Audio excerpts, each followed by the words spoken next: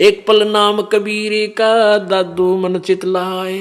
अष्टि के असवारे को स्वान काल नहीं खावे। अब किसी तुलना की है अपने परम पिता परमात्मा कबीर जी की शक्ति की,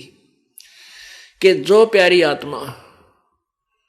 जो पुण्यात्मा परमात्मा कबीर जी की शरण में आगे हैं पूर्ण संत के द्वारा, वैसे नहीं कबीर पंथी कर ना जाने कितने, उनका नहीं कोई, उनको वहां वो कबीर पंथी नहीं है, वो कबीर जी की शरण नहीं है, क्योंकि उनके पास वो मंत्र नहीं है जिससे काल डरे। इस पृथ्वी पर वर्तमान में इस दास के अतिरिक्त किसी के पास अधिकार नहीं है ये सच्चा नाम देने का, सत्य नाम देने का और सार नाम देने का, और ये ज्ञान किसी के पास नहीं है, ना कबीर पंथियों के पास है, औरों के पास तो होगा ही कहां। तो इसके अतिरिक्त किसी के पास भी ये नाम नहीं। तो इस नाम की कितनी महिमा है,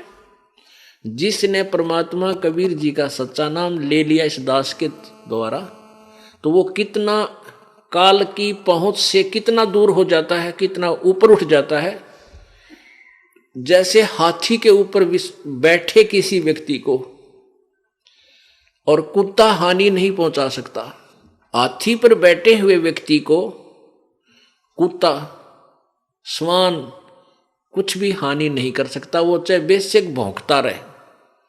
तो पुण्यात्माओं, आप जी जो परमेश्वर कबीर जी की शरण में आगे हो, आप समझ लो हाथी पर बैठ गए और काल की पहुंच से कितना दूर हो गए। काल को कुत्ते की श्वान की संज्ञा दी है, वे अब समझ लो कि श्वान, काल तो श्वान है, कुत्ता है, और आप हाथी पर बैठ गए, ये आपका कुछ नहीं बिगाड़ सकता। हाँ, यदि आप ही हाथी से नीचे उतर जाओगे तो पिंडी पाट देगा आपकी जाति। हाथी से उतरने का अर्थ है कि आपने यदि नाम तोड़ दिया, नाम टूट गया, तो परमात्मा की ओट हट गई, वो शरण थी, वो आड़ थी, जो सहारा था, मालिक ने वापस ले लिया, फिर तो काल आप पर खाओगा। तो इसलिए परमात्मा को हमने समझना है, उसके ज्ञान के आधार से हम